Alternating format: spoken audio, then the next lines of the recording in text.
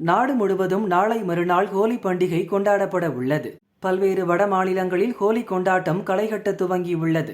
குஜராத் சட்டசபை வளாகத்தில் முதல்வர் பூபேந்திர பட்டேல், அமைச்சர்கள் மற்றும் எம்எல்ஏக்கள் ஹோலி பண்டிகையை உற்சாகமாக கொண்டாடினர். ஒருவர் மீது ஒருவர் வண்ணப்பொடிகளை தூவியும் வண்ணப்பொடி கலந்த நீரை பீச்சியடித்தும் மகிழ்ந்தனர். இனிப்புகளை பகிர்ந்து ஹோலி வாழ்த்துக்களை பரிமாறிக்கொண்டனர்.